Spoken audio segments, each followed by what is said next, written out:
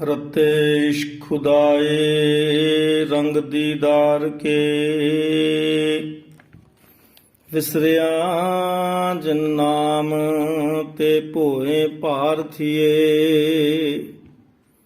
गुरु रूप साध संगत जी,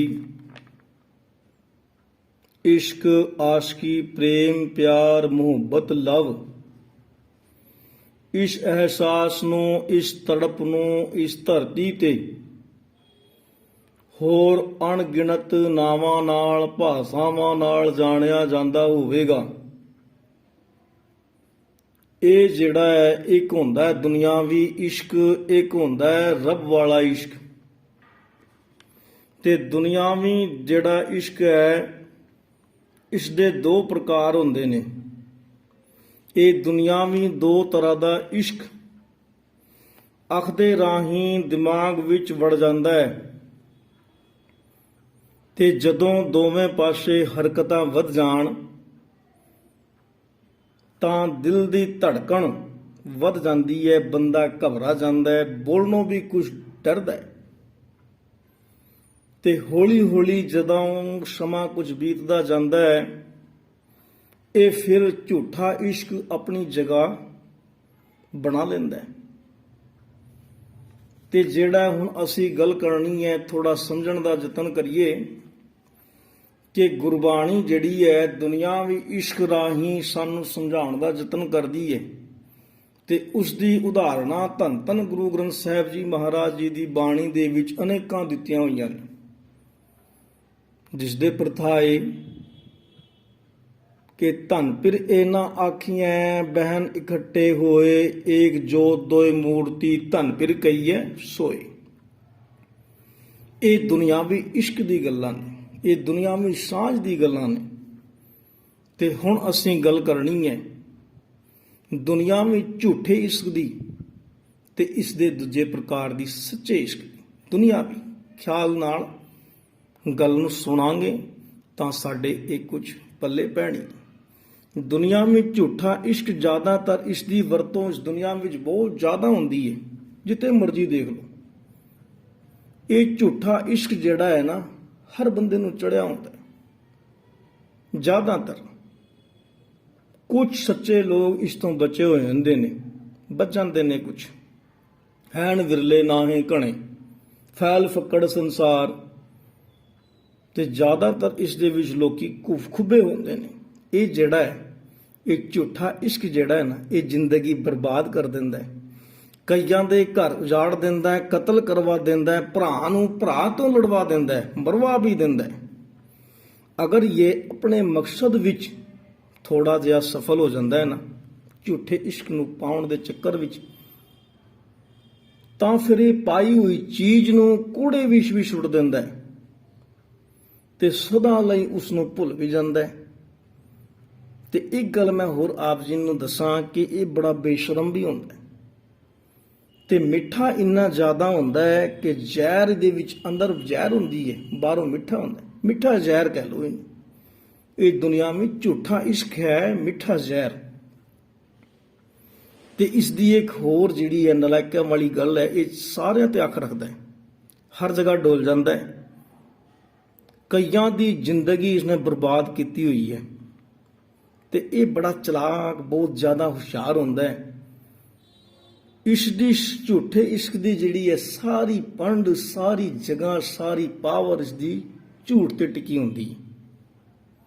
ਤੇ ਇਸ ਦੇ ਨਾਲ ਨਾਲ ਅਸੀਂ ਹੁਣ ਗੱਲ ਕਰਦੇ ਹਾਂ, ਗੱਲ ਨੂੰ ਜਿਹੜਾ ਧਿਆਨ ਨਾਲ ਸੁਣਨਾ ਕਿ ਦੁਨਿਆਵੀ ਤੇ ਸੱਚੇ ਇਸ਼ਕ ਦੀ ਗੱਲ ਕਰਨਾ। ਇਹ ਤਾਂ ਝੂਠਾ ਹੋ ਗਿਆ, ਇਸ ਤੇ ਹੋਰ ਗੱਲਾਂ ਵੀ ਕੀਤੀਆਂ ਜਾ ਸਕਦੀਆਂ ਨੇ, ਪਰ ਹੁਣ ਅਸੀਂ ਸੰਖੇਪ ਵਿੱਚ ਹੀ ਸਮੇਂ ਦੇ ਮੁਤਾਬਕ ਇਸ ਗੱਲ ਨੂੰ ਸਮਝਣ ਦਾ ਯਤਨ ਕਰਾਂਗੇ ਕਿ ਗੁਰੂ ਗ੍ਰੰਥ ਸਾਹਿਬ ਜੀ ਮਹਾਰਾਜ ਸਾਨੂੰ ਕਿਸ ਰਾਹ ਤੇ ਤੋਲਦੇ ਨੇ ਕਿ ਕਿਹੜੇ ਇਸ਼ਕ ਦੇ ਨਾਲ ਜੋੜਨਾ ਚਾਹੁੰਦੇ ਨੇ। ਗੁਰਬਾਣੀ ਦਾ ਆਪ ਜੀ ਨੇ ਸ਼ਬਦ ਸਰਵਣ ਕੀਤਾ ਹੈ ਕਿ ਰਤੇ ਇਸ਼ਕ ਖੁਦਾਏ ਰੰਗ ਦੀਦਾਰ ਕੇ। ਤੇ ਜਿਹੜੀ ਆਤਮਾ ਇਸ਼ਕ ਦੇ ਨਾਲ, ਖੁਦਾ ਦੇ ਨਾਲ ਇਸ਼ਕ ਕਰ ਲਵੇ ਤੇ ਹਰ ਵੇਲੇ ਉਹਦੇ ਦੀਦਾਰ ਨੂੰ ਲੋਚਦੀ ਰਵੇ, ਇਹ ਰੱਬ ਵਾਲਾ ਹੈ। ਇਸ ਦੀ ਗੱਲ ਅਸੀਂ ਥੋੜਾ ਠਹਿਰ ਕੇ ਕਰਾਂਗੇ। ਪਹਿਲਾਂ ਝੂਠੇ ਵਾਲੀ ਕਰ ਲਈਏ, ਝੂਠੇ ਨੂੰ ਭਜਾ ਦਈਏ ਪਹਿਲਾਂ। ਤੇ ਦੂਜਾ ਹੁੰਦਾ ਹੈ ਦੁਨਿਆਵੀ ਸੱਚਾ ਇਸ਼ਕ। ਪਹਿਲਾ ਦੁਨਿਆਵੀ ਝੂਠਾ ਇਸ਼ਕ ਤੇ ਦੁਨਿਆਵੀ ਸੱਚਾ ਇਸ਼ਕ। ਇਹ ਬਹੁਤਾ ਜ਼ਿਆਦਾ ਨਾ ਕਾਮ ਵਾਸਨਾ ਤੇ ਟਿਕਿਆ ਹੁੰਦਾ ਹੈ। ਇਸ ਦੀ ਵਰਤੋਂ ਕਾਮ ਜਿਹੜੀ ਵਾਸਨਾ ਹੁੰਦੀ ਹੈ, ਇਸ ਦੀ ਵਰਤੋਂ ਕਾਮ ਵਾਸਨਾ ਦੇ ਨਾਲ ਹੁੰਦੀ ਹੈ। ਇਸ ਜ਼ਿਆਦਾਤਰ ਜਿਹੜਾ ਨਾ ਝੂਠਾ ਸੱਚਾ ਦੁਨਿਆਵੀ ਇਸ਼ਕ ਇਹ ਸੋਹਣੇ ਰੂਪ ਤੇ ਜ਼ਿਆਦਾ ਅਟੈਕ ਕਰਦਾ ਹੈ। ਗੁਰਬਾਣੀ ਦਾ ਉਪਦੇਸ਼ ਹੈ ਕਿ ਹਰ ਵੇਲੇ ਸੋਹਣੇ ਰੂਪ ਨੂੰ ਲੋਚਦਾ ਹੈ ਤੇ ਉਸ ਦੇ ਨਾਲ ਸਾਂਝ ਪਾਣੀ ਚਾਹੁੰਦਾ ਹੈ। ਰੂਪੈ ਕਾਮੈ ਦੋਸਤੀ ਭੁੱਖੈ ਸਾਧੈ ਗੰਢ। ਜਿਵੇਂ ਭੁੱਖੇ ਨੂੰ ਰੋਟੀ ਮਿਲ ਜਾਵੇ ਤੇ ਪਿਆਸੇ ਨੂੰ ਪਾਣੀ ਮਿਲ ਜਾਵੇ। ਜੇ ਭੁੱਖੇ ਨੂੰ ਰੋਟੀ ਨਾ ਮਿਲੇ ਤੇ ਤੜਪ ਜਾਂਦਾ ਹੈ, ਪਿਆਸੇ ਨੂੰ ਪਾਣੀ ਨਾ ਮਿਲੇ ਤਾਂ ਮਰਨ ਨੂੰ ਹੋ ਜਾਂਦਾ ਹੈ, ਕਾਹਲਾ ਪੈ ਜਾਂਦਾ ਹੈ। ਉਸੇ ਤਰ੍ਹਾਂ ਇਹ ਦੁਨਿਆਵੀ ਜਿਹੜਾ ਸੱਚਾ ਇਸ਼ਕ ਹੈ ਨਾ, ਇਹ ਹਰ ਵੇਲੇ ਲੋਚਦਾ ਹੈ ਕਿ ਮੈਨੂੰ ਕੋਈ ਸੋਹਣੇ ਰੂਪ ਵਾਲੇ ਨਾਲ ਸਾਂਝ ਪਾ ਕੇ ਉਸ ਨੂੰ ਯਾਰ ਬਣਾ ਲੈਂਦਾ ਹੈ। ਤੇ ਹਰ ਵੇਲੇ ਕੀ ਕਰਦਾ ਹੈ, ਆਪਣੇ ਯਾਰ ਦੇ ਗੁਣਾਂ ਨੂੰ ਗਿਣੀ ਜਾਂਦਾ ਹੈ ਤੇ ਉਹਨਾਂ ਨੂੰ ਗਿਣ ਕੇ ਹਰ ਵੇਲੇ ਸੋਚਦਾ ਹੈ ਮੈਂ ਉਸ ਨੂੰ ਮਿਲਾਂ, ਉਸ ਨੂੰ ਉਹਦੇ ਨਾਲ ਗੱਲਾਂ ਕਰਾਂ। ਹਰ ਵੇਲੇ ਉਸ ਦੀ ਮੂਰਤ ਆਪਣੇ ਹਿਰਦੇ ਦੇ ਵਿੱਚ ਵਸਾਈ ਰੱਖਦਾ ਹੈ। ਉਸ ਨੂੰ ਯਾਦ ਕਰੇ ਬਗੈਰ ਇਹ ਆਪਣੇ ਆਪ ਨੂੰ ਮਰਿਆ ਹੋਇਆ ਸਮਝਦਾ ਹੈ ਕਿ ਮੈਂ ਤਾਂ ਮਰ ਗਿਆ। ਅੱਜ ਕਿਸੇ ਨਾਲ ਗੱਲ ਨਾ ਹੋਵੇ ਨਾ, ਆ ਦੇਖਿਆ ਦੁਨੀਆ ਵਿੱਚ ਛੋਟੇ ਛੋਟੇ ਯੰਗਮੈਨ ਹੁੰਦੇ ਨੇ, ਜਾਂ ਇਹ ਮੋਹ ਦੇ ਵਿੱਚੋਂ ਵੀ ਨਿਕਲਦਾ ਹੈ। ਮੋਹ ਦੇ ਉਸ ਨੂੰ ਐਂਡ ਮੋਹ ਤੇ ਕਾਮ ਜਿਹੜੇ ਨੇ ਇਸ ਤੇ ਅਟੈਕ ਕਰਦੇ ਨੇ ਪੂਰਾ। ਤੇ ਹਰ ਵੇਲੇ ਕੀ ਕਰਦਾ ਹੈ, ਮੈਨੂੰ ਹਰ ਵੇਲੇ ਮੇਰਾ ਯਾਰ ਸਾਹਮਣੇ ਬੈਠਾ ਰਵੇ, ਮੇਰੇ ਨਾਲ ਗੱਲ ਕਰਦਾ ਰਵੇ, ਹਰ ਵੇਲੇ ਮੈਨੂੰ ਉਸ ਦੇ ਖਿਆਲ ਆਣ। ਤੇ ਜਦੋਂ ਸੌਂਦਾ ਹੈ ਨਾ, ਪਹਿਲੇ ਗੱਲ ਤਾਂ ਸੌਣ ਨੂੰ ਜੀ ਨਹੀਂ ਕਰਦਾ, ਤੇ ਜਦੋਂ ਸੋ ਵੀ ਜਾਂਦਾ ਹੈ ਨਾ, ਫਿਰ ਸੋਚਦਾ ਮੇਰੇ ਯਾਰ ਦਾ ਹੀ ਸੁਪਨਾ ਆਵੇ। ਤੇ ਜਦੋਂ ਗੁਰੂ ਰੂਪ ਸਾਧ ਸੰਗਤ ਜੀ ਇਹ ਦੋਨੋਂ ਪਾਸੇ ਸੱਚਾ ਹੋ ਜਾਵੇ ਨਾ, ਦੋਨੋਂ ਪਾਸੇ, ਇੱਕ ਪਾਸੇ ਨਹੀਂ ਦੋਵੇਂ ਪਾਸੇ, ਤੇ ਜਦੋਂ ਇਹ ਇਸਤਰੀ ਪੁਰਖ ਵਿੱਚ ਤਬਦੀਲ ਹੁੰਦਾ ਹੈ ਤੇ ਇਸ ਦੇ ਨਾਲ ਜਿਹੜਾ ਸਕੂਨ ਪ੍ਰਾਪਤ ਹੁੰਦਾ ਹੈ ਉਹ ਕਥਨ ਤੋਂ ਬਾਹਰ ਹੈ। ਇਸ ਦੇ ਨਾਲ ਅੱਗੇ ਸੰਤਾਨ ਵੀ ਵੱਧਦੀ ਹੈ। ਤਾਂ ਸੰਸਾਰ ਦੇ ਵਿੱਚ ਇਸ ਤੋਂ ਉੱਤੇ ਕੋਈ ਸਕੂਨ, ਕੋਈ ਸੁੱਖ ਪ੍ਰਾਪਤ ਨਹੀਂ ਹੁੰਦਾ ਜਦੋਂ ਇਹ ਆਪਸ ਵਿੱਚ ਮਿਲ ਜਾਣ। ਤੇ ਜਦੋਂ ਇਸਤਰੀ ਪੁਰਖ ਦਾ ਇਹ ਦੁਨਿਆਵੀ ਪਿਆਰ ਦੋਵੇਂ ਪਾਸੇ ਨਾ ਹੋਵੇ, ਇੱਕ ਪਾਸੇ ਰਹਿ ਜਾਵੇ ਸੱਚਾ ਵੀ ਨਾ, ਫਿਰ ਇਹ ਕੀ ਕਰਦਾ ਹੈ, ਮਾਨਸਿਕ ਰੋਗੀ ਬਣਾ ਦਿੰਦਾ ਹੈ, ਪਾਗਲ ਬਣਾ ਦਿੰਦਾ ਹੈ। ਤੇ ਜਦੋਂ ਇਹ ਰੂਹ ਰੱਬ ਵਰਗੇ ਯਾਰ ਦੇ ਚੱਕਰਾਂ ਵਿੱਚ ਲੱਗ ਜਾਂਦੀ ਹੈ ਨਾ, ਤਾਂ ਫਿਰ ਰੂਹ ਦਾ ਤੇ ਰੱਬ ਦਾ ਮੇਲ ਹੋ ਜਾਂਦਾ ਹੈ, ਫਿਰ ਸਕੂਨ ਪ੍ਰਾਪਤ ਹੁੰਦਾ ਹੈ। ਇਹ ਕਥਨ ਤੋਂ ਬਾਹਰ ਹੈ। ਇਸਤਰੀ ਪੁਰਖ ਦਾ ਇਹ ਜਿਹੜਾ ਰੂਹ ਤੇ ਰੱਬ ਵਾਲਾ ਪਿਆਰ, ਰੱਬ ਵਾਲੀ ਸਾਂਝ ਪੈ ਜਾਵੇ ਤੇ ਜ਼ਿੰਦਗੀ ਜਿਹੜੀ ਪੂਰੀ ਜ਼ਿੰਦਗੀ ਬੜੀ ਸੌਖੀ ਲੰਘਦੀ ਹੈ, ਆਨੰਦ ਵਿੱਚ ਲੰਘਦੀ ਹੈ। ਤੇ ਇਸ ਦੇ ਨਾਲ ਸੰਸਾਰ ਦੇ ਵਿੱਚ ਵਾਧਾ ਵੀ ਹੁੰਦਾ ਹੈ। ਕਹਿਣ ਤੋਂ ਭਾਵ ਸੰਤਾਨ ਦੀ ਪ੍ਰਾਪਤੀ ਹੁੰਦੀ ਹੈ ਤੇ ਅੱਗੇ ਜਿਹੜੀ ਹੈ ਇਸ ਜਿਹੜੀ ਸਾਡੀ ਇਹ ਸਾਡਾ ਜਨਮ ਹੋਇਆ ਹੈ, ਉਸ ਤੋਂ ਸਾਡੇ ਪੀੜ੍ਹੀਆਂ ਦਾ ਜਨਮ ਅੱਗੇ ਅੱਗੇ ਇਸ ਦੇ ਨਾਲ ਬੇਲ ਵੱਧਦੀ ਹੈ। ਤੇ ਗੁਰੂ ਰੂਪ ਸਾਧ ਸੰਗਤ ਜੀ ਇਹ ਹੋ ਗਿਆ ਝੂਠਾ ਦੁਨਿਆਵੀ ਤੇ ਸੱਚਾ। ਝੂਠਾ ਇਸ਼ਕ ਦੁਨਿਆਵੀ ਤੇ ਸੱਚਾ ਇਸ਼ਕ ਦੁਨਿਆ। ਇਸ ਤੇ ਗੱਲਾਂ ਹੋਰ ਬਹੁਤੀਆਂ ਕਰੀਆਂ ਜਾ ਤਾਂ ਸਕਦੀਆਂ ਨੇ, ਪਰ ਅਸੀਂ ਸਮੇਂ ਨੂੰ ਮੁਤਾਬਿਕ ਰੱਖ ਕੇ ਥੋੜੀ ਥੋੜੀ ਗੱਲਾਂ ਆਪ ਜੀ ਨਾਲ ਕਰਾਂਗੇ। ਹੁਣ ਅਸੀਂ ਗੱਲ ਕਰਨੀ ਹੈ ਕਿ ਗੁਰੂ ਗ੍ਰੰਥ ਸਾਹਿਬ ਜੀ ਦੀ ਬਾਣੀ ਸਾਨੂੰ ਕੀ ਉਪਦੇਸ਼ ਦਿੰਦੀ ਹੈ। ਬਾਣੀ ਦੇ ਵਿੱਚ ਲਿਖਿਆ ਨਾ, ਇਸ ਜਗ ਮੈਂ ਪੁਰਖ ਏਕ ਹੈ, ਹੋਰ ਸਗਲੀ ਨਾਰ ਸਬਾਈ। ਸਾਰੀ ਸੰਸਾਰ ਦੇ ਵਿੱਚ ਨਾਰਾਂ ਪੈਦਾ ਹੋਈਆਂ ਨੇ ਤੇ ਪੁਰਖ ਇੱਕ ਹੈ। ਪੁਰਖਾਂ ਦੇ ਖਸਮ ਨੂੰ, ਪਰਮਾਤਮਾ ਨੂੰ, ਉਹ ਇੱਕ ਹੈ। ਤੇ ਇਸ ਸੰਸਾਰ ਦੇ ਵਿੱਚ ਜਿੰਨੀਆਂ ਵੀ ਆਤਮਾਵਾਂ ਨੇ, ਜਿੰਨੀਆਂ ਵੀ ਰੂਹ ਨੇ, ਇਹ ਰੱਬ ਦੇ ਨਾਲ ਸਾਂਝ ਇੱਥੇ ਪਾਉਣ ਆਈਆਂ ਨੇ। ਆਓ ਅਸੀਂ ਗੁਰੂ ਗ੍ਰੰਥ ਸਾਹਿਬ ਜੀ ਦੀ ਬਾਣੀ ਸਾਨੂੰ ਕੀ ਉਪਦੇਸ਼ ਕਰਦੀ ਹੈ ਤੇ ਸੱਚਾ ਜਿਹੜਾ ਇਸ਼ਕ ਹੈ, ਜਿਸ ਦੇ ਬਾਰੇ ਮਾਲਕ ਦੀ ਬਾਣੀ ਕਹਿੰਦੀ ਹੈ, ਰਤੇ ਇਸ਼ਕ ਖੁਦਾਏ ਰੰਗ ਦੀਦਾਰ ਕੇ ਵਿਸਰਿਆਂ ਜਿਨ ਨਾਮ ਤੇ ਭੋਏ ਭਾਰ ਥੀਏ। ਜਿਸ ਨੂੰ ਉਸ ਪਰਮਾਤਮਾ ਦੇ ਨਾਲ, ਉਸ ਦੇ ਦੀਦਾਰਾਂ ਨੂੰ, ਉਸ ਖੁਦਾ ਦੇ ਨਾਲ ਪਿਆਰ ਨਹੀਂ ਹੋਇਆ, ਉਸ ਖੁਦਾ ਦੇ ਨਾਲ ਇਸ਼ਕ ਨਹੀਂ ਹੋਇਆ, ਉਸ ਦੇ ਦੀਦਾਰਾਂ ਨੂੰ ਰੂਹ ਲੋਚੀ ਨਹੀਂ, ਤੇ ਇਸ ਧਰਤੀ ਉੱਤੇ ਪਤਾ ਕੀ ਹੈ, ਉਹ ਭਾਰ ਬਣਿਆ ਹੋਇਆ। ਕਿਸੇ ਦਾ 50 ਕਿਲੋ, ਕਿਸੇ ਦਾ 10 ਕਿਲੋ, ਕਿਸੇ ਦਾ 100 ਕਿਲੋ, ਕਿਸੇ ਦਾ 200 ਕਿਲੋ ਭਾਰ ਵਧਾ ਹੀ ਹੋਇਆ। ਕਿ ਸੱਚਾ ਇਸ਼ਕ ਸਾਨੂੰ ਨਹੀਂ ਹੋਇਆ, ਪਿਆਰ ਨਹੀਂ ਹੋਇਆ ਰੱਬ ਦੇ ਨਾਲ, ਤੇ ਅਸੀਂ ਇਸ ਧਰਤੀ ਉੱਤੇ ਭਾਰ ਹਾਂ। ਜਿਵੇਂ ਭਾਰ ਪੈ ਜਾਂਦਾ ਨਾ ਗੱਡੀ ਤੇ, ਕਿੰਨਾ ਲੋਡ ਲੱਦਿਆ, ਤੇ ਇਸ ਧਰਤੀ ਤੇ ਅਸੀਂ ਭਾਰ ਵਾਂਗੂ ਹੀ ਘੁੰਮਦੇ ਪਏ ਹਾਂ। ਆਓ ਅਸੀਂ ਗੱਲ ਕਰਦੇ ਹਾਂ, ਇਹ ਵੀ ਦੋ ਪ੍ਰਕਾਰ ਦਾ ਹੁੰਦਾ। ਹੁਣ ਤੁਹਾਨੂੰ ਸਾਰੀਆਂ ਗੱਲਾਂ ਸਮਝ ਆ ਜਾਣੀਆਂ ਕਿ ਦੋ ਪ੍ਰਕਾਰ ਦਾ, ਸੱਚਾ ਇਸ਼ਕ ਵੀ ਦੋ ਪ੍ਰਕਾਰ ਦਾ ਹੁੰਦਾ, ਰੱਬ ਵਾਲਾ ਇਸ਼ਕ ਵੀ ਦੋ ਪ੍ਰਕਾਰ ਦਾ ਹੁੰਦਾ, ਇਹ ਵੀ ਝੂਠਾ ਤੇ ਸੱਚਾ ਹੁੰਦਾ। ਇਸ ਦੀ ਵੀ ਅਸੀਂ ਹੁਣ ਗੱਲ ਕਰਨੀ ਹੈ ਕਿ ਦੁਨੀਆ ਵਿੱਚ ਝੂਠਾ ਇਸ਼ਕ ਜਿਹੜਾ ਹੈ, ਇਹ ਬਹੁਤਾ ਜ਼ਿਆਦਾ ਨਾ ਭੁਲੇਖੇ ਵਿੱਚ ਆਪਣੀ ਜ਼ਿੰਦਗੀ ਬਰਬਾਦ ਕਰ ਦਿੰਦਾ ਹੈ। ਆਪਣੇ ਖਸ਼ਮ ਦੀ, ਆਪਣੇ ਪ੍ਰਮਾਤਮਾ ਦੀ, ਆਪਣੇ ਪੀਰ ਦੀ ਇਸ ਨੂੰ ਸਮਝ ਨਹੀਂ ਹੁੰਦੀ। ਇਹ ਜਿੱਥੇ ਮਰਜ਼ੀ ਯਾਰ ਬਣਾ ਲੈਂਦਾ ਹੈ। ਜਿਵੇਂ ਇਸਨੇ ਆਪਣੇ ਖਸ਼ਮ ਦੇ ਚੱਕਰਾਂ ਵਿੱਚ ਹੋਰਾਂ ਨਾਲ ਵੀ ਯਾਰੀ ਪਾਈ ਹੁੰਦੀ, ਭੁਲੇਖਾ ਨਾ ਝੂਠੇ ਇਸ਼ਕ ਨੂੰ, ਉਹ ਵੀ ਜਿਵੇਂ ਦੁਨੀਆ ਵਿੱਚ ਝੂਠਾ ਇੱਧਰ ਉੱਧਰ ਮੂੰਹ ਮਾਰ ਲੈਂਦਾ, ਤੇ ਇਹ ਵੀ ਸੱਚਾ ਨਹੀਂ ਹੁੰਦਾ, ਇਹ ਵੀ ਰੱਬ ਵਾਲਾ ਝੂਠਾ ਇਸ਼ਕ ਹੈ।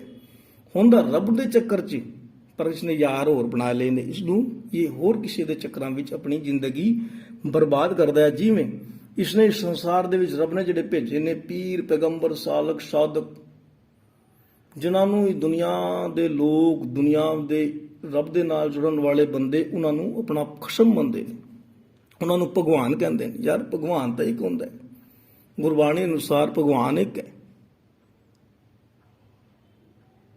ਇਸ ਜਗ ਮੈਂ ਪੁਰਖ ਏਕ ਹੈ, ਹੋਰ ਸਗਲੀ ਨਾਰ ਸਬਾਈ, ਏਕ ਪਿਤਾ ਏਕ ਕਛ ਕੇ ਹਮ ਬਾਰਿਕ। ਤੇ ਬੱਚੇ ਵੀ ਇੱਕ ਦੇ ਆ ਤੇ ਖਸ਼ਮ ਵੀ ਸਾਡਾ ਇੱਕ ਹੈ।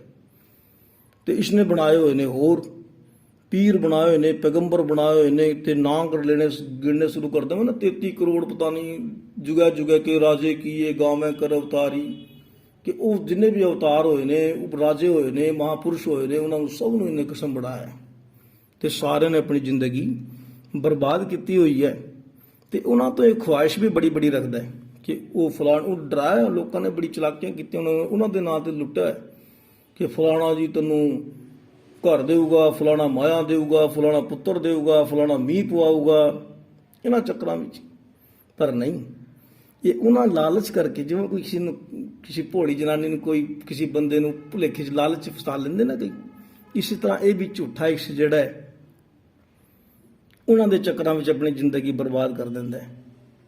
ਰੱਬ ਦੇ ਬਣਾਏ ਹੋਏ ਜਿਹੜੇ ਰੰਗ ਨੇ ਨਾ, ਇਹਨਾਂ ਨੂੰ ਇਹਦੇ ਵਿੱਚ ਚੱਕਰਾਂ 'ਚ ਲੱਗਿਆ ਰਹਿੰਦਾ ਹੈ, ਕਿਉਂਕਿ ਇਸ ਨੂੰ ਆਪਣੇ ਖਸਮ ਦੀ ਪਛਾਣ ਹੀ ਨਹੀਂ। ਗੁਰਬਾਣੀ ਕਹਿੰਦੀ ਚੱਕਰ ਚਿਆਨਰ ਬਰਨ ਜਾਤਰ ਪਾਤ ਨਹੀਂ, ਜੇ ਉਹ ਤੋਂ ਅਲੱਗ ਹੈ। ਰੂਪ ਰੰਗ ਔਰ ਰੇਖ ਪੇਖ ਤ੍ਰੈ ਗੁਣ ਤੇ ਪ੍ਰਭ ਭਿੰਨ, ਤਿਸੈ ਬੁਝਾਏ ਨਾਨਕਾ ਜਿਸ ਹੋਵੈ ਸੋ ਪ੍ਰਸੰਨ। ਇਹ ਤਿੰਨੇ ਗੁਣਾਂ ਤੋਂ ਨਿਰਲੇਪ ਵਾਹਿਗੁਰੂ ਖਸਮ ਦੀ ਇਸ ਨੂੰ ਪਛਾਣ ਨਹੀਂ ਹੁੰਦੀ। ਤੇ ਇਹਨੇ ਕੀ ਬਣਾਇਆ ਝੂਠੇ ਇਸ਼ਕ ਨੇ? ਕਿਸੇ ਨੇ ਕਾਲੇ ਵਸਤਰ ਪਾਏ ਨੇ, ਇਹ ਕਾਲੇ ਰੰਗ ਨੂੰ ਪਿਆਰ ਕਰਦੇ ਨੇ, ਕੋਈ ਪੀਲੇ ਨੂੰ, ਕੋਈ ਹਰੇ ਨੂੰ ਜ਼ਿਆਦਾ ਹੀ ਕਰਦੇ ਲੋਕੀ। ਦੇਖਿਓ ਨਾ, ਚਾਦਰਾਂ ਚੜਾਉਂਦੇ ਫਿਰਦੇ ਨੇ, ਕੋਈ ਝੂਠਾ ਇਸ਼ਕ ਹੈ। ਕਿਸ ਨੇ ਲਾਲ।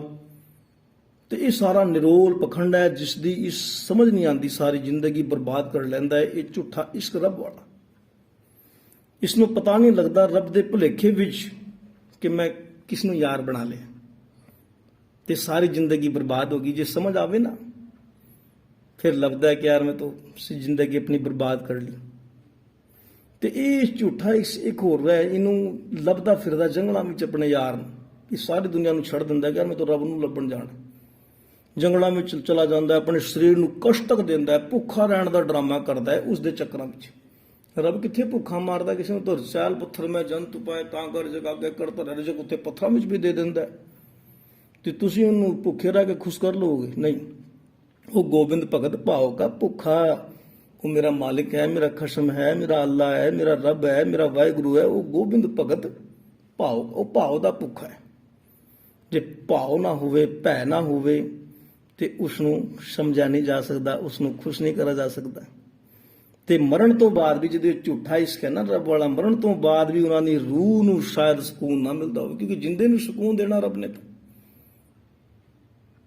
ਹੁਣ ਮੰਨ ਲਓ ਕਿਸੇ ਦਾ ਇਸਤਰੀ ਦਾ ਤੇ ਬੰਦੇ ਦਾ ਵਿਆਹ ਹੋ ਗਿਆ ਛੋਟੇ 20-25 ਸਾਲ 'ਚ, ਤੇ ਬੰਦਾ ਬਾਹਰ ਚਲਾ ਜਾਵੇ ਤੇ ਘਰਵਾਲੀ ਇੱਥੇ ਰਵੇ ਤੇ ਸਕੂਨ ਮਿਲੇਗਾ ਜ਼ਿੰਦਗੀ ਵਿੱਚ। ਤੇ ਮਰਨ ਤੋਂ ਬਾਅਦ ਕਿ ਮਰਨ ਤੋਂ ਬਾਅਦ ਕੀ ਸਰੀਰ ਸੁੱਖ ਤੋਂ ਸਰੀਰ ਨੇ ਲੈਣਾ, ਦੁਨਿਆਵੀ ਸੁੱਖ ਸਰੀਰ ਨੇ ਲੈਣਾ, ਸਰੀਰ ਨੇ ਉਤਪਤੀ ਕਰਨੀ ਹੈ।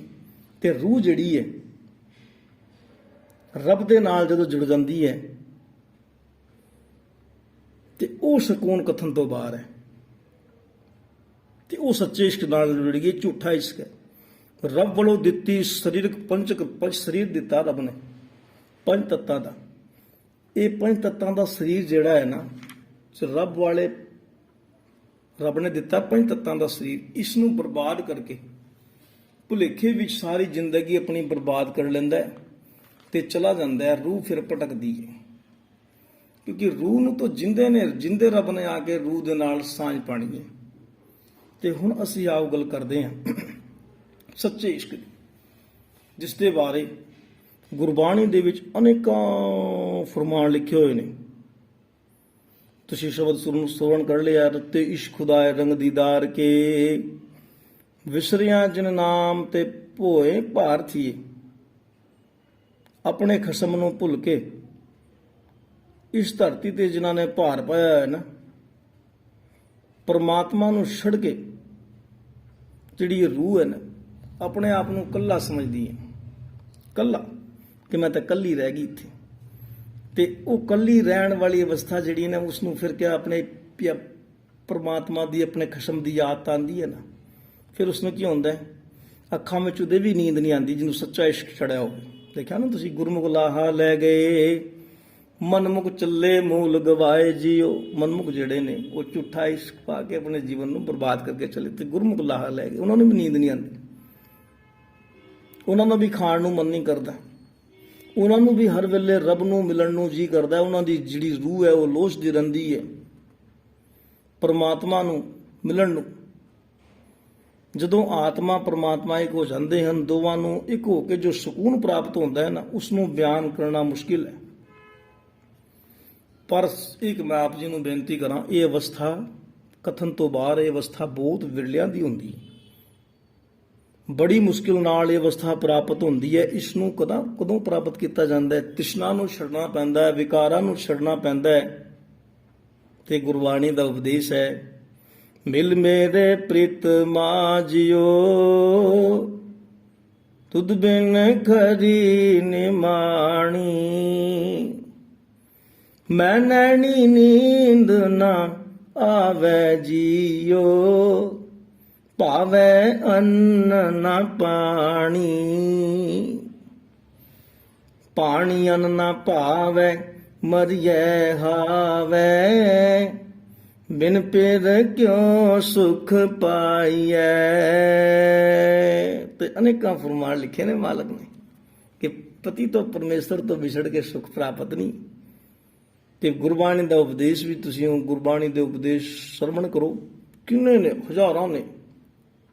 ਜਿਨਾ ਪਿਰੇ ਪਿਆਰ ਕਿਉ ਜੀਵਨ ਪਿਰ ਬਾਹਰੇ, ਜਾਸੋ ਦੇਖਣ ਆਪਣਾ ਨਾਨਕ ਤੀਵਨ ਪੀਹਰੇ। ਤੇ ਇੱਕ ਹੋਰ ਉਪਦੇਸ਼ ਹੈ, ਦਿਲ ਦਰਵਾਨੇ ਜੋ ਕਰੇ,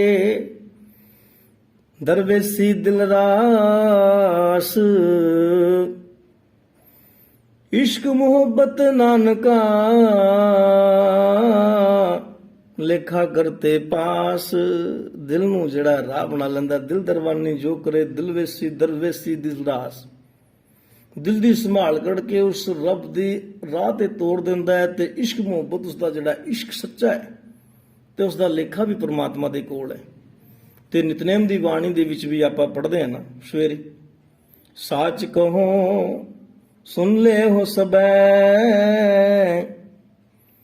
ਸਾਚ ਕਹੋ ਸੁਨ ਲੈ ਹੋ ਸਬੈ, ਜਿਨ ਪ੍ਰੇਮ ਕੀਓ ਤਿਨ ਹੀ ਪ੍ਰਭ ਪਾਇਓ। ਤੇ ਗੁਰਬਾਣੀ ਦਾ ਉਪਦੇਸ਼ ਹੈ, ਸੁਣ ਸਖੀਏ ਪ੍ਰਭ ਮਿਲਣ ਨਿਸ਼ਾਨੀ, ਮਨ ਤਨ ਅਰਪ ਤਜ ਲਾਜ ਲੁਕਾਨੀ। ਲਾਜ ਵੀ ਛੱਡਣੀ ਪੈਣੀ ਹੈ। ਕਈਆਂ ਨੂੰ ਸ਼ਰਮ ਆਉਂਦੀ ਨਾ ਗੁਰਦੁਆਰੇ ਆਉਣ ਤੋਂ, ਜਾਂ ਧਾਰਮਿਕ ਕਰਮ ਕਰਨ ਤੋਂ, ਝਾੜੂ ਮਾਰਨ ਤੋਂ, ਸੇਵਾ ਕਰਨ ਤੋਂ, ਬਾਣੀ ਪੜਨ ਤੋਂ, ਕੋਈ ਸੋਚਾਂਗੇ ਲੋਕੀ ਕੀ ਕਹਿਣਗੇ, ਪਰ ਨਹੀਂ। ਸੁਣ ਸਖੀਏ, ਸਖੀ ਆਪਸ ਵਿੱਚ ਗੱਲਾਂ ਕਰਦੀਆਂ ਨੇ, ਸਹੇਲੀਆਂ। ਇਹ ਸਹੇਲੀਆਂ ਹੀ ਨੇ, ਸਾਧ ਸੰਗਤ ਅਸੀਂ ਬੈਠੇ ਸਾਰੇ ਜਿੱਥੇ। ਸੁਣ ਸਖੀਏ ਪ੍ਰਭੂ ਪਰਮ ਮਿਲਣ ਨਿਸ਼ਾਨੀ, ਪ੍ਰਭੂ ਨੂੰ ਮਿਲਣ ਦੀ ਨਿਸ਼ਾਨੀਆਂ ਸੁਣ ਲੈ। ਸੁਣ ਸਖੀਏ ਪ੍ਰਭ ਮਿਲਣ ਨਿਸ਼ਾਨੀ, ਮਨ ਤਨ ਅਰਪ ਤਜ ਲਾਜ ਲੁਕਾਨੀ। ਸਖੀ ਸਹੇਲੀ ਕੋ ਸਮਝਾਵੇ, ਸੋਈ ਕਮਾਵੇ ਜੋ ਪ੍ਰਭ ਪਾਵੇ। ਗਰਭ ਗਹੇਲੀ ਮੈਲ ਨਾ ਪਾਵੇ, ਫਿਰ ਪਛਤਾਵੇ ਜਬ ਰਹਿਣ ਵਿਆਵੇ। ਜਦੋਂ ਇਹ ਫਿਰ ਜ਼ਿੰਦਗੀ ਜਿਹੜੀ ਹੈ ਰਾਤ ਲੰਘ ਜਾਣੀ ਨਾ, ਫਿਰ ਪਛਤਾਉਗੀ ਬਹੁਤ। ਫਿਰ ਆਪਣਾ ਆਪਾ ਛੱਡ ਦੇ, ਆਪਣੇ ਆਪ ਨੂੰ ਮਿਟਾ ਦੇ। ਤੇ ਕਿਸੇ ਸ਼ਾਇਰ ਦੇ ਲਫ਼ਜ਼ ਨੇ, ਜਦੋਂ ਇਹ ਅੱਖ ਨਾਲ, ਇਹ ਰੂਹ ਦੀ ਅੱਖ ਨਾਲ ਰੱਬ ਦਾ ਮਿਲਾਪ ਹੋਵੇ ਤੇ ਫਿਰ ਕੀ ਹੈ, ਨਜ਼ਾਰੇ ਬਦਲ ਜਾਂਦੇ ਨੇ। ਕਿਸੇ ਸ਼ਾਇਰ ਦੇ ਲਫ਼ਜ਼ ਨੇ कि नजर मिली नजारे बदल गए, गम थे जो जिंदगी के वो सारे निकल गए। रब नूं मिल के सारा कुछ भुलेखे ने, गम ने, दुख ने, सारे दरिद्र ने नाश हो जाते हैं। एक बारी और बोला, नजर मिली नजारे बदल गए, गम थे जो जिंदगी के वो सारे निकल गए। नफरत करने वालों के भी अब इशारे बदल गए, किश्ती का रुख जब हमने मोड़ा तो किनारे बदल गए। ਫਿਰ ਰੱਬ ਵਾਲੇ ਪਾਸੇ ਤੇ ਬੇੜਾ ਲੱਗ ਜਾਣਾ। ਫਿਰ ਜਿਹੜੇ ਨਫ਼ਰਤ ਵੀ ਕਰਦੇ ਨੇ ਉਹ ਵੀ ਪਿਆਰ ਕਰਨਗੇ ਕਿ ਹਰ ਕਾ ਸੇਵਕ ਹਰ ਹੀ ਜਿਹਾ, ਭੇਦ ਨਾ ਜਾਣੋ ਮਾਨਸ ਦੇਹਾ, ਜੋ ਜਲ ਤਰੰਗ ਉਠੈ ਬੋ ਭਾਤੀ। ਫਿਰ ਸਲਲ ਸਮਾਇੰਦਾ, ਪਾਣੀ ਦੇ ਵਿੱਚ ਮਿਲ ਗਿਆ। ਰੂਹ ਰੱਬ ਦੇ ਨਾਲ ਮਿਲ ਗਈ, ਆਤਮਾ ਪਰਮਾਤਮਾ ਨਾਲ ਮਿਲ ਗਈ। ਇਹ ਸੱਚਾ ਇਸ਼ਕ ਹੈ, ਇਹ ਸੱਚਾ ਪਿਆਰ ਹੈ। ਇਸ ਦੇ ਬਗੈਰ ਸਕੂਨ ਨਹੀਂ। ਤੇ ਮੇਰੀ ਤੁਸ਼ਮਤ ਨਾਲ ਪਰਮਾਤਮਾ ਦੇ ਗੁਣਾਂ ਨੂੰ ਅਸੀਂ ਪੂਰਾ ਨਹੀਂ ਸਮਝ ਸਕਦੇ, ਕਿਉਂਕਿ ਗੁਰੂ ਗ੍ਰੰਥ ਸਾਹਿਬ ਜੀ ਦੇ ਵਿੱਚ ਨਾ ਬਹੁਤ ਚੀਜ਼ਾਂ ਲਿਖੀਆਂ ਹੋਈਆਂ। ਜਦੋਂ ਅਸੀਂ ਸਹਿਜ ਪਾਠ ਕਰਦੇ ਹਾਂ, ਅਖੰਡ ਪਾਠ ਕਰਦੇ ਹਾਂ, ਬਾਣੀ ਪੜ੍ਹਦੇ ਹਾਂ, ਬੜਾ ਇਹ ਤੜਪ ਜੀ ਹੁੰਦੀ ਕਿ ਬਾਣੀ ਨੂੰ ਵਿਚਾਰ ਲਓ, ਵਿਚਾਰ ਲਾਹਾ ਲੈ। ਬਹੁਤ ਸ਼ਬਦ ਨੇ, ਕਦੇ ਹੌਲੀ ਹੌਲੀ ਪੜ੍ਹ ਕੇ, ਹੌਲੀ ਹੌਲੀ ਵਿਚਾਰ ਕੇ, ਸਮਝ ਕੇ ਵੇਖਣਾ ਕਿੰਨਾ ਸਕੂਨ ਪ੍ਰਾਪਤ ਹੁੰਦਾ ਹੈ। ਤੇ ਸਤਿਗੁਰੂ ਜੀ ਕਿਰਪਾ ਕਰਨ, ਸਾਨੂੰ ਸੱਚੇ ਇਸ਼ਕ ਦੀ ਸਮਝ ਆ ਜਾਵੇ, ਸਾਡੀ ਆਤਮਾ ਪਰਮਾਤਮਾ ਦੇ ਨਾਲ ਮਿਲ ਜਾਵੇ, ਸਾਡੀ ਰੂਹ ਰੱਬ ਦੇ ਨਾਲ ਮਿਲ ਜਾਵੇ। ਸਾਨੂੰ ਸੱਚਾ ਇਸ਼ਕ, ਜਿਹੜਾ ਸੱਚਾ ਇਸ਼ਕ ਜਿਸ ਬਾਰੇ ਗੁਰਬਾਣੀ ਕਹਿੰਦੀ ਹੈ, ਉਹ ਸਾਨੂੰ ਪ੍ਰਾਪਤ ਹੋ ਜਾਵੇ।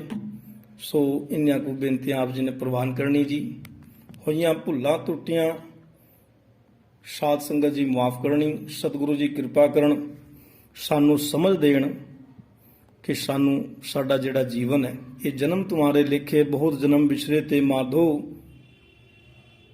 ਚਿਰ ਪਇਓ ਦਰਸ਼ਨ ਦੇਖੇ।